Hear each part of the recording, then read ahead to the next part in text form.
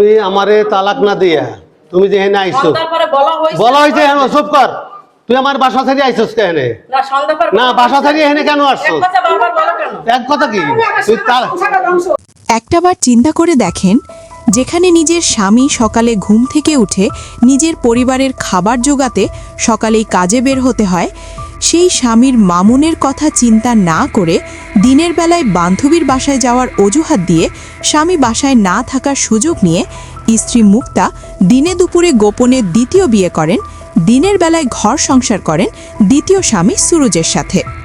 সারা জীবন শুনে আসলাম যে দ্বিতীয় বিয়ে করেন ঘরের স্বামীরা, কিন্তু সেই কথার এবার বিপরীত ঘটিয়েছে এই মুক্তা। সেখানে দিনের বেলাতেই চলত তাদের সংসার, রাতে আবার ফিরতেন প্রথম স্বামী মামুনের ঘরে মুক্তা।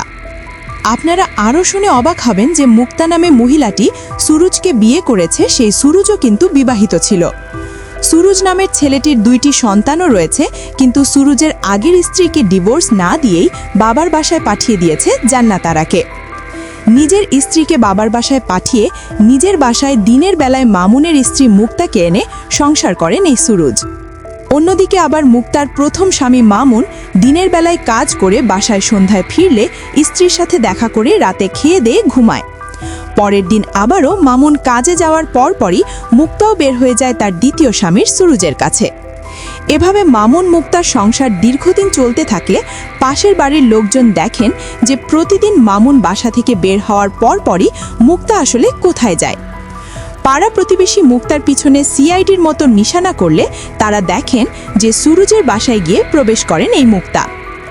বিষয়টি মুক্তার প্রথম স্বামী মামুনকে পাড়া প্রতিবেশী সব খুলে বলার পর মামুন পরের দিন কাজে যাওয়ার ভান করে কাজে না গিয়ে তার স্ত্রী মুক্তাকে টার্গেট করে পিছন পিছন গিয়ে দেখেন যে সুরুজের বাসায় প্রবেশ করল মুক্তা।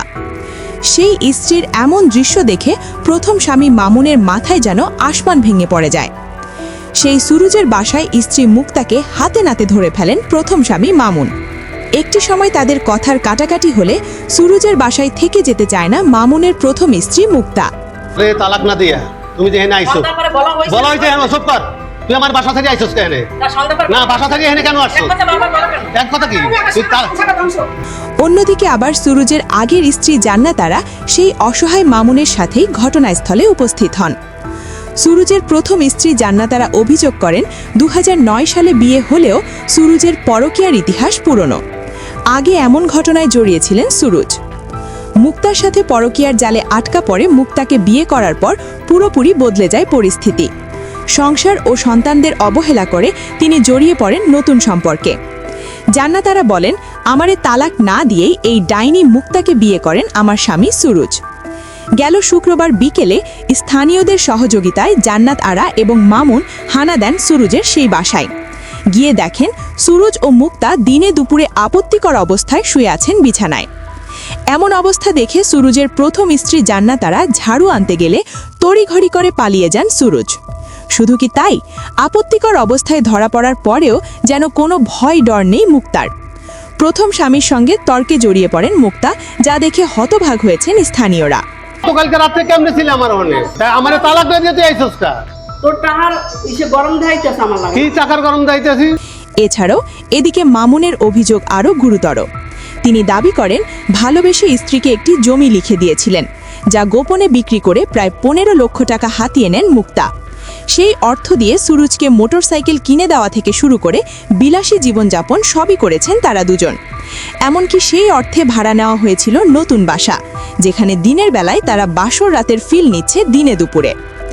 এই ঘটনা বলে দেয় কেয়ামত আর বেশি দূরে নয়, যেখানে স্ত্রী সন্তান থাকা সত্ত্বেও স্ত্রী সন্তানের দায়িত্ব না নিয়ে সুরুজের মতো পুরুষরা দিনের বেলায় বাসর রাত করে মুক্তাকে নিয়ে।